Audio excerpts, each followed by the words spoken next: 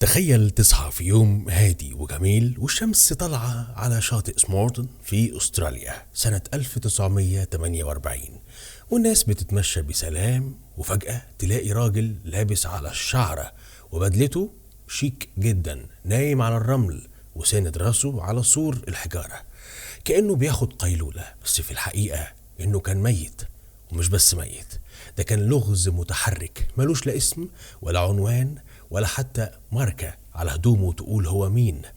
الراجل ده ما كانش معاه محفظة ولا بطاقة ولا أي ورقة تقول هو جه منين، وكأن في حد قص تاريخه بالمقص قبل ما يرميه على الشاطئ ده.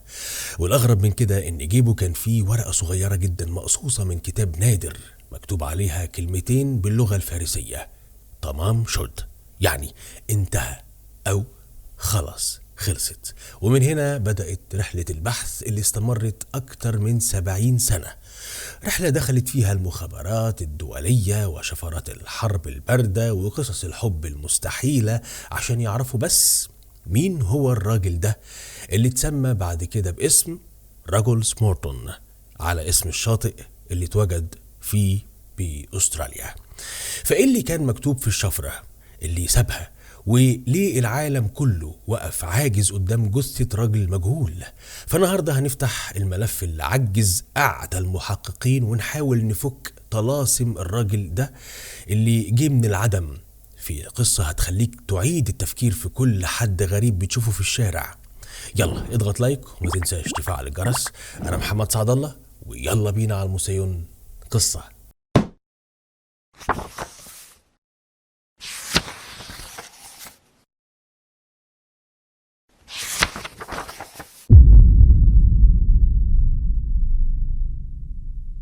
في صباح يوم 1 ديسمبر 1948 الحكاية بدأت بشكل رسمي مع بلاغ وصل للشرطة الأسترالية بوجود جثة راجل على شاطئ سمورتون في مدينة أديليد.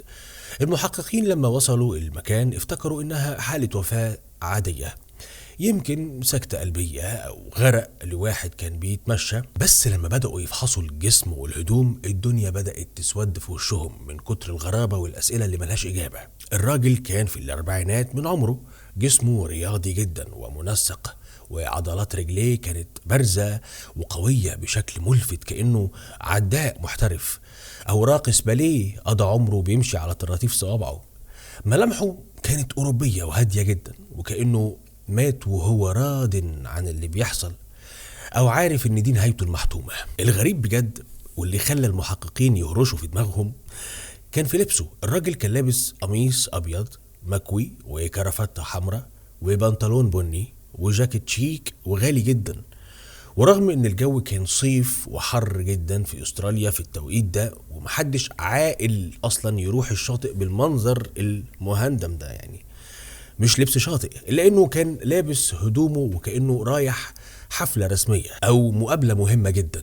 بس الصدمة الحقيقية جت لما فتشوا الهدوم حتة حتة. المحققين اكتشفوا ان كل الماركات والتيكيتات اللي بتبقى على الهدوم عشان تعرفك المصنع او الترزي كانت مقصوصة بعناية شديدة وباحترافية. مفيش اسم ترزي ولا اسم مصنع ولا حتى علامة تجارية واحدة تقول الهدوم دي متباعة فين او حتى مقاسها كام. وكأن الراجل ده او اللي قتله كان عايز يضمن ان مفيش خيط واحد يوصل لهويته او يقول هو اشترى لبسه من انهي بلد في العالم. لما فتشوا جيوبه لقوا حاجات عادية بس في نفس الوقت محيرة.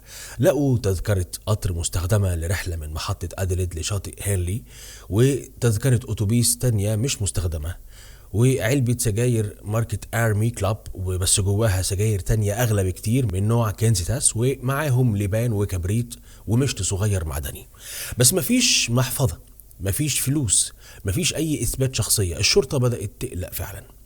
فحصوا البصمات بتاعته وبعتوها لكل أجهزة الأمن في العالم، من سكوتلاند يارد في بريطانيا للإف بي آي في أمريكا، والرد كان دايما واحد وبيزود الغموض: الراجل ده مش موجود في سجلاتنا، ده شبح ملوش وجود. وكأن الأرض انشقت وطلعت لنا جثة من عالم موازن. الدكاترة لما شرحوا الجثة عشان يعرفوا هو مات ازاي لقوا مفاجأة تانية: يعني قلبت الموازين. مفيش سبب واضح للوفاة، مفيش رصاصة، مفيش خنقة، مفيش طعنة، بس لقوا ان الطحال بتاعه كان متضخم جدا والمعدة فيها نزيف حاد، وده بيشير لنوع نادر وقاتل من السموم اللي بتختفي من الدم بمجرد ما بتعمل مفعولها. يعني احنا قدام عملية اغتيال احترافية تمت بدم بارد. الراجل ده كان بياكل اخر وجبة ليه فطيرة لحمة، وبعدها السم دخل جسمه وخلص عليه وهو ساند ظهره على سور الشاطئ بقمة الهدوء. الاغرب ان مفيش حد من سكان المنطقة شافه وهو بيموت، والناس اللي شافوه بالليل افتكروه انه سكران او نايم، ومحدش كلف نفسه يروح يصحيه. بمرور الايام الموضوع ما بقاش مجرد جثة مجهولة، دي بقت قضية أمن قومي، لأن المحققين لقوا شنطة سفر في محطة القطر فيها هدوم تانية برضو مقصوص منها الماركات، وخيوط خياطة برتقالية نادرة جدا كانت مستخدمة في تصليح جيب بنطلونه اللي كان لابسه، وده أكد إن الشنطة بتاعته. بس الشنطة ما كانتش فيها أي حاجة تدل على اسمه. برضو العالم كله بدأ يتكلم بقى عن رجل سمورتون، والأسئلة بدأت تزيد. هو مين؟ ومين اللي له مصلحة يمسح وجوده بالشكل ده؟ وهل الهدوء اللي مات بيه ده كان نتيجة استسلام، ولا كان عارف انه بيأدي مهمة أخيرة؟ الصحافة بدأت تخمن انه جاسوس من بتوع الحرب الباردة، بس لسه ما كانش في دليل لحد ما ظهرت الورقة الصغيرة اللي غيرت مجرى القضية تماما، وخلت العالم كله ينطق كلمتين مالهمش تالت: تمام شد.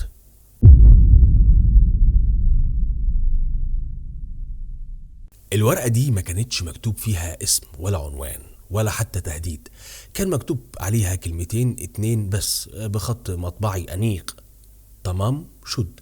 والكلمتين دول باللغة الفارسية معناها انتهى، أو خلص، خلصت، أو تمت. لما الباحثين والمؤرخين شافوا الكلمتين عرفوا فورا إنهم مقصوصين من الصفحة الأخيرة لنسخة نادرة جدا من كتاب رباعيات عمر الخيام، وهو كتاب شعر فارسي قديم بيتكلم عن الحياة والموت والاستمتاع باللحظة قبل فوات الأوان. هنا الشرطة شكت إن الموضوع مش مجرد حادثة، يعني دي رسالة مشفرة، أو يمكن تكون كلمة سر لعملية مخابراتية انتهت بموت الراجل ده.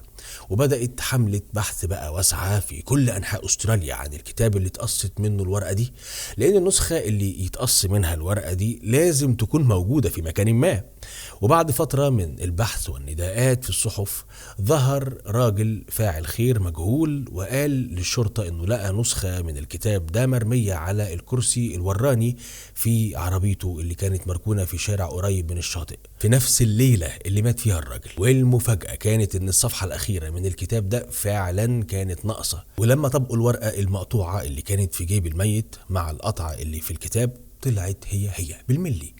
هنا الدنيا اتقلبت. المحققين مسكوا الكتاب وبدأوا بقى يفلوه، ولقوا على الظهر بتاعه من ورا 5 خطوط من الحروف المكتوبة بخط الإيد، حروف شكلها عشوائي وكأنها شفرة عسكرية معقدة، مثلا MRGOABABD. ومحدش في استراليا كلها ولا حتى خبراء فك الشفرات في الجيش قدروا يقروا حرف واحد منها أو يفهموا هي بتقصد إيه لحد النهاردة. بس الكتاب ما كانش فيه شفرة وبس، ده كان فيه كمان رقم تليفون مكتوب بخط صغير جدا، والرقم ده قاد الشرطة لبيت ممرضة شابة كانت عايشة في منطقة جليناليج القريبة جدا من الشاطئ، واسمها جيسيكا ثومسون. لما الشرطة راحت تسألها، الست كانت بترعش ومنهارة تماما، وأنكرت إنها تعرف الراجل ده نهائي. بس لما فرجوها على قالب جبس لوش الراجل الميت، لانهم كانوا عملوا قناع لوشه قبل ما يدفنوه، جيسيكا كانت هتقع من طولها ووشها اصفر والدم هرب منه، وبصت للارض وقالت انها مش عارفاه، بس عينها كانت بتقول كلام تاني خالص، وكأنها شايفة شبح من الماضي رجع يطاردها. والشرطة وقتها حست ان جيسيكا هي دي حلقة الوصل الوحيدة، بس ما كانش عندهم دليل يخليها تتكلم غصبا عنها. الموضوع بدأ ياخد طابع روايات الجاسوسية. فكرة ان في كتاب شعر وشفرات وممرضة غامضة ورقم تليفون وراجل ميت بسم ملوش اثر خلت الناس تتأكد ان الرجل سمارتون كان بيأدي مهمة سرية في استراليا وقت الحرب الباردة. جيسيكا الممرضة كان قالت للشرطة انها كانت فعلا بتمتلك نسخة من كتاب رباعيات عمر الخيام وادتها لضابط جيش اسمه ألف باكسول سنة 1945. الشرطة افتكرت ان ألف باكسول خلاص هو الجثة وراحوا يدوروا عليه عشان يتأكدوا، بس الصدمة كانت انهم لقوه عايش ومعاه النسخة بتاعته من الكتاب كاملة مكملة ما فيهاش ورقة ناقصة، وكأن اللغز بيتعقد اكتر وبقى في نسختين من الكتاب و3 اشخاص مرتبطين ببعض وجثة مجهولة في النص محدش عايز يعترف بملكيتها.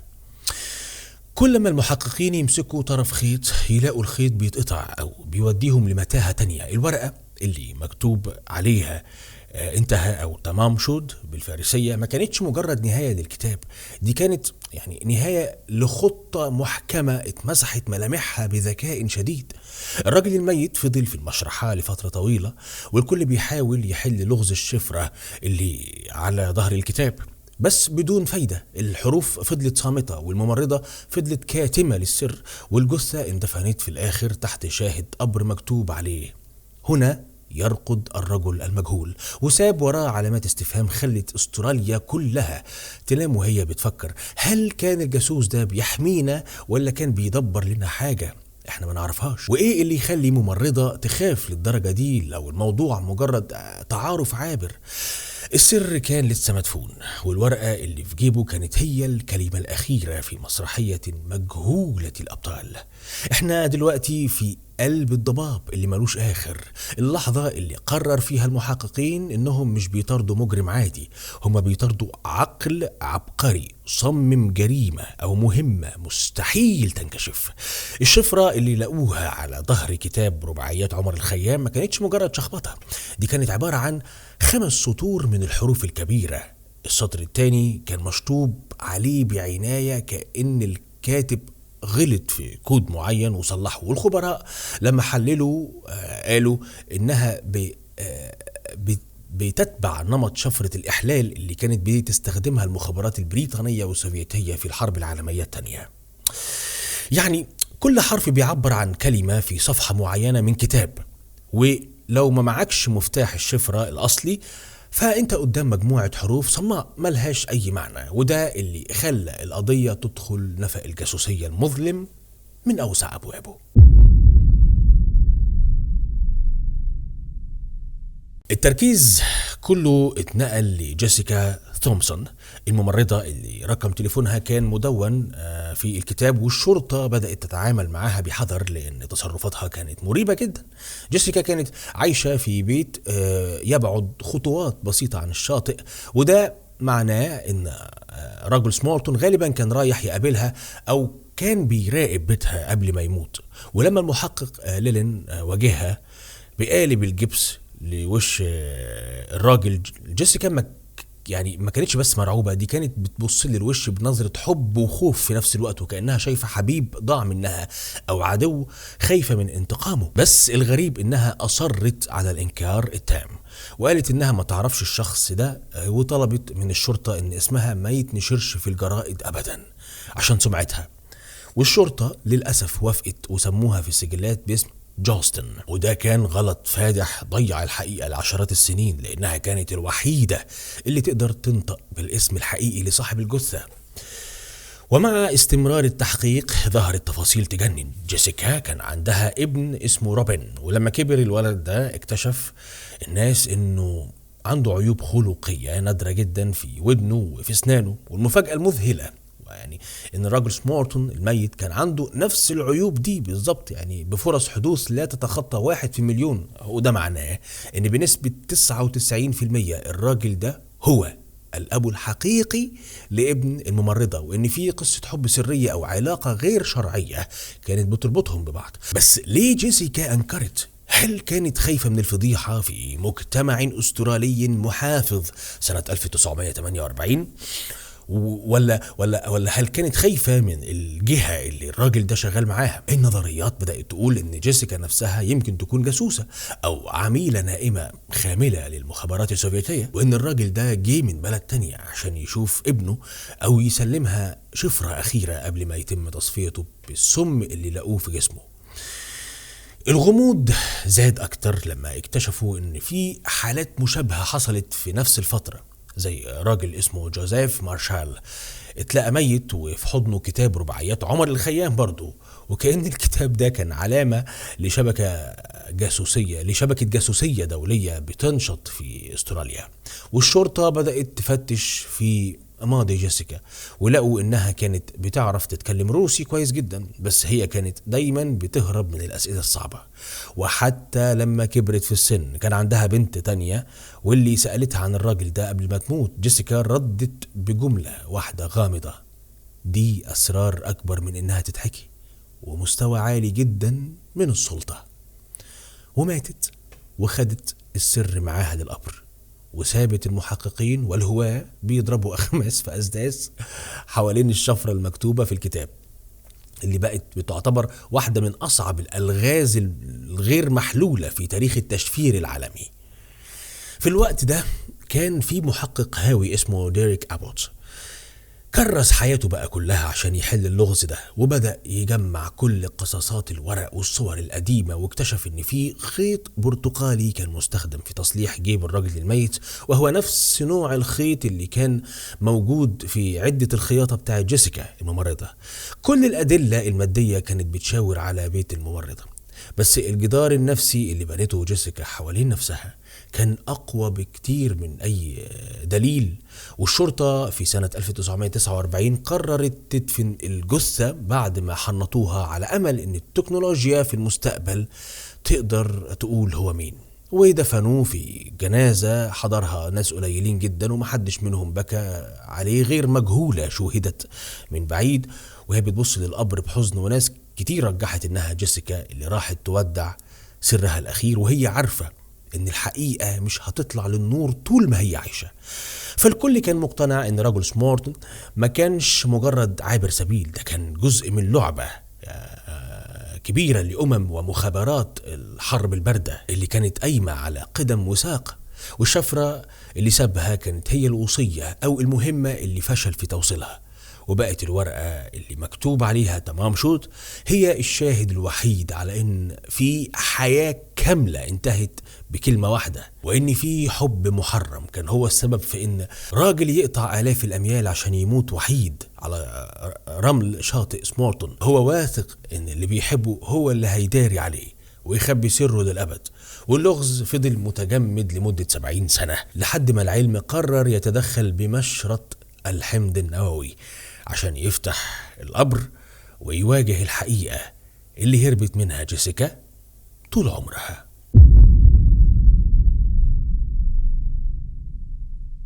الدكاترة اللي شرحوا الجثة في البداية وعلى رأسهم الدكتور دواير كانوا في حالة ذهول، يعني المعدة كانت مليانة دم والطحال متضخم جدا، وكل العلامات دي كانت بتصرخ وتقول سم. بس لما حللوا العينات ما لقوش اثر للزرنيخ او السياناد او اي سم معروف وقتها. والتحليلات الاحدث في العصور اللي بعد كده رجحت ان السم كان عبارة عن ديجيتاليس او اواباين، وهي مواد بتوقف القلب فجأة وبتبان كأنها سكتة قلبية طبيعية لو المحقق مش مدقق. والاختيار ده للسم بالذات بيقول ان القاتل ما كانش يعني مجرد مجرم، ده كان محترف هدفه ان الموت يبان طبيعي عشان محدش يفتح ملفات الجهة اللي بعتته. والنظريات دي خلت المخابرات الأسترالية تحط الرجل سمارتون في خانة الجواسيس رفيع المستوى اللي تم تصفيتهم بعد ما مهمتهم فشلت أو بعد ما كرتهم اتحرق وبقوا خطر على رؤسائهم. في الفترة دي أستراليا كانت ساحة صراع مخابراتي كبير، خصوصا في منطقة وميرا للتجارب الصاروخية، وكان في نشاط مكثف لعملاء سوفيات بيحاولوا يسرقوا أسرار تكنولوجية. فكان من المنطقي جدا ان الراجل ده يكون ساعي بريد بين خلايا نايمة والكتاب اللي معاه رباعيات عمر الخيام هو كتاب الشفرة أو الكود بوك اللي بيستخدموه لتبادل الرسائل السرية. وفكرة أن الماركات مقصوصة من هدومه كانت إجراء روتيني للجواسيس في الوقت ده عشان لو اتمسكوا ما يتعرفش هم جايين من أنهي دولة. والغموض اللي لف جيسيكا الممرضة بدأ يتفسر على إنها نقطة الاتصال أو هي العميلة اللي كان المفروض تستلم منه المعلومات، ولما حست إن عيون المخابرات الأسترالية بقت عليها قررت تنكر معرفتها بيه تماما عشان تحمي نفسها وتحمي الشبكة اللي شغالة معاها. الأغرب من كل ده إن سنة 1948 كانت سنة مرعبة يعني في عالم الجاسوسية، وفي ناس ربطوا بين رجل سمارتون وبين اختفاء دبلوماسيين بريطانيين وسوفيات في ظروف مشابهة. والبعض اقترح ان الراجل ده جاسوس مزدوج بيلعب على الحبلين، ولما اكتشفوا امره اتصدر له حكم بالاعدام الصامت على شاطئ سمارتون. والرسالة اللي سابها يعني تمام شود ما كانتش انتحار، دي كانت توقيع من الجهة اللي قتلته، كأنهم بيقولوا للي يفهم الشفرة الموضوع انتهى والسر اتدفن معاه. والهدوء اللي مات بيه يمكن يكون ناتج عن انه كان مخدر قبل ما ياخد السم، او انه استسلم لمصيره كجندي مجهول في حرب ملهاش جبهات قتال واضحة غير الضلمة والممرات السرية. التحقيقات الرسمية اتقفلت وقتها تحت بند وفاة مجهولة الهوية بظروف غامضة، بس ملفات المخابرات فضلت مفتوحة تحت الترابيزة، والناس بدأوا يعني يتداولوا قصص عن إن الراجل كان طيار في الحرب العالمية الثانية ووقع في غرام الممرضة جيسيكا، وإن الحرب فرقتهم ورجع يدور عليها بس لقى نفسه في وسط لعبة كبار ملوش فيها يد. وكل ما العلم كان بيتقدم كل ما الغموض كان بيزيد، لأن مفيش ولا صورة ولا بصمة طبقت أي حد من المفقودين في السجلات الدولية، وكأن الراجل ده اتخلق ومات في اليوم اللي اتلقى فيه. والحقيقة ان القوة اللي قدرت تمسح ملامحه من الوجود هي قوة عندها نفوذ يتخطى الحدود والدول والقارات. قوة كانت قادرة تخلي ممرضة تخاف لدرجة الرعب من قناع جبس لراجل ميت، وتخلي شفرة من 5 سطور تقف عائق قدام أذكى عقول التشفير في العالم ل70 سنة. راجل سمارتون ما كانش مجرد جثة يعني ده كان صندوق أسود لواحدة من أخطر فترات التاريخ البشري، وبقت قضيته هي البعبع اللي بيخوفوا بيه المستكشفين. والكل كان مستني المعجزة اللي تخلي العظم يتكلم، لأن البشر يعني مهما طال بيهم الزمن ما بيحبوش الألغاز المفتوحة، خصوصا لو كانت متعلقة براجل لابس بدلة شيك ونايم على الشاطئ ومعاه ورقة بتقول خلاص خلصت. وكأن الكلمتين دول كانوا تحدي موجه للمستقبل عشان نشوف هل هنقدر نعرف هو مين فعلا، ولا تمام شود هتفضل هي الكلمة الأخيرة في حياته وفي سجلاته للأبد. الستار اتقفل في الأربعينات، بس في سنة 2022 العلم كان محضر لنا مفاجأة زلزلت كل النظريات دي ورجعتنا لنقطة البداية بشكل مختلف تماما.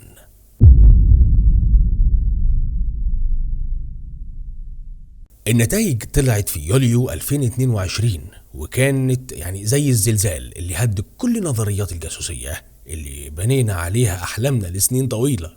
البروفيسور والمحقق الهاوي ديريك أبوت وبالتعاون مع خبيرة الأنساب الأمريكية كولين باتريك قدروا يحددوا هوية الراجل أخيرا. الحمد لله الراجل ده ما طلعش جاسوس سوفيتي ولا طيار هارب، ده طلع راجل أسترالي بسيط جدا اسمه تشارلز ويب.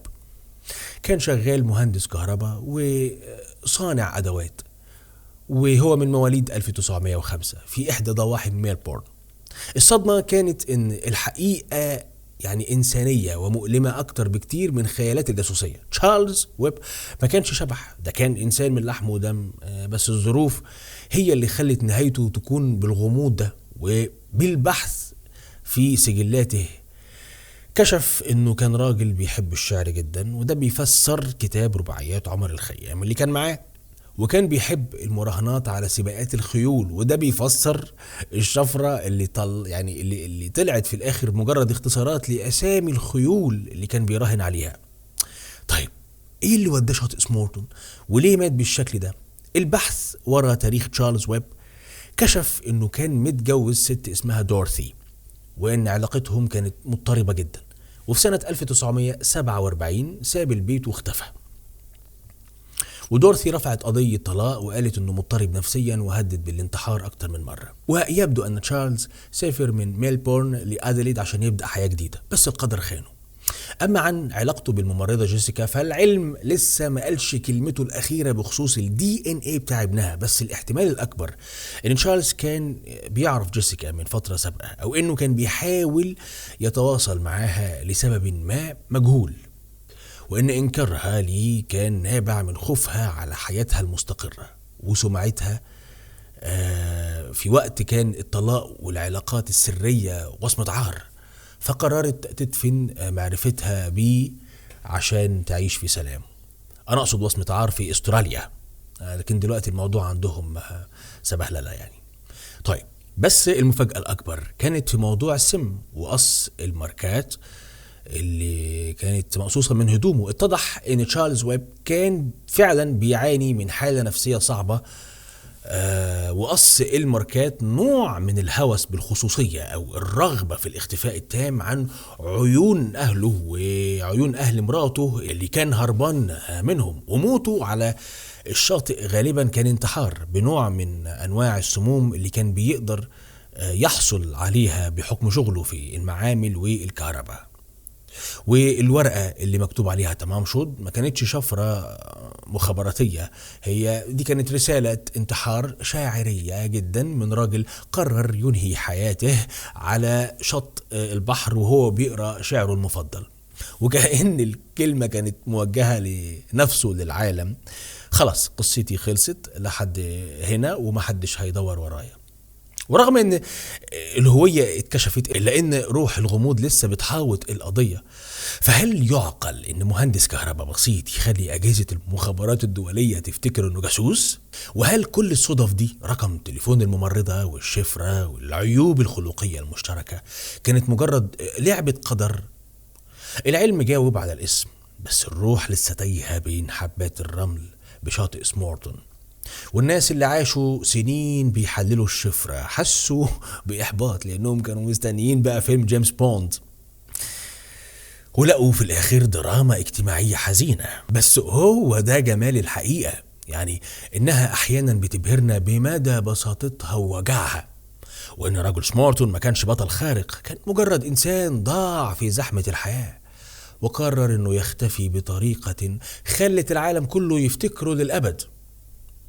النهاردة القبر اللي كان مكتوب عليه مجهول بقى معروف، وأهله اللي ما كانوش يعرفوا عنه حاجة بدأوا يزوروه، وانتهت أسطورة تمام شود كأطول لغز جنائي في تاريخ أستراليا. بس القصة دي هتفضل يعني تفكرنا إن ورا كل جثة مجهولة حكاية إنسان، وإن العلم مهما اتأخر لازم يوصل للحقيقة، وإن السر اللي جيسيكا خبته طول عمرها ما كانش سر دولة، ده كان سر قلب مكسور وخوف من المجتمع. وهكذا انطوت صفحة تشارلز ويب، الرجل اللي مات وحيد بس خلى العالم كله يؤنس وحدته بالبحث عنه لمدة 74 سنة. ولحد هنا نقدر نقول احنا كمان بكل ثقة تمام شود.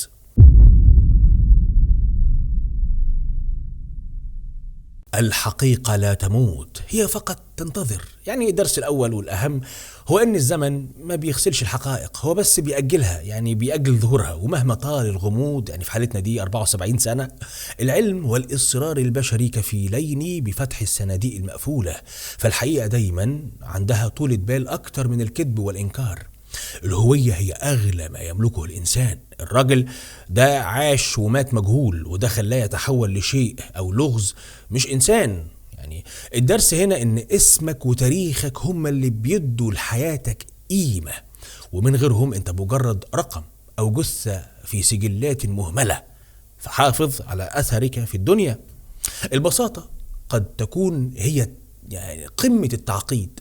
يعني العالم كله افتكر انها مؤامرة دولية وجواسيس وسموم فضائية، وطلعت في الاخر قصة راجل مكسور قلبه ومراهن سباقات خيل. الدرس اننا ساعات بنبالغ في تحليل الامور وبندور على تفسيرات معقدة، بينما الحل بيكون قدام عينينا في ابسط صورة ممكنة. الخوف من كلام الناس قد يقتل الحقيقة.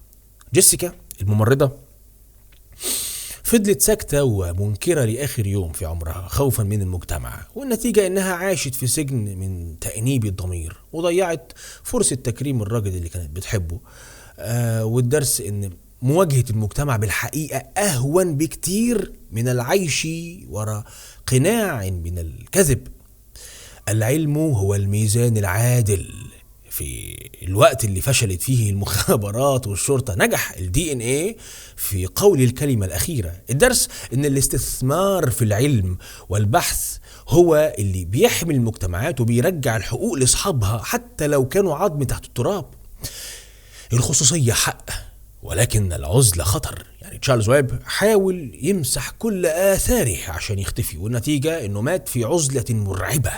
الدرس ان الرغبة في الهروب من المشاكل يعني لازم ما توصلش بينا لقطع كل الخيوط مع العالم، لأن الإنسان كائن اجتماعي بيموت فعليا لما الناس بتنسى اسمه. النهاية تمام شد هي بداية لقصة تانية. يعني كل نهاية بنشوفها في حياتنا هي في الحقيقة بداية لبحث أو لدرس جديد. تمام شود ما كانتش نهاية الراجل، لكنها كانت بداية الأسطورة اللي علمت ملايين الناس معنى الغموض والبحث عن الحقيقة. والدرس هنا إن أثرك بيبدأ فعليا لحظة ما قصتك بتنتهي. وبس كده، بشكرك انك وصلت لغاية هنا. وعلى فكرة ممكن في التعليقات ترشح لي قصص وموضوعات حابب تعرف عنها. اتأكد انك ضغطت لايك وفعلت الجرس عشان يوصل لك اشعار بقصة جديدة هنا في الموسيون قصة. انا محمد سعد الله، والى اللقاء.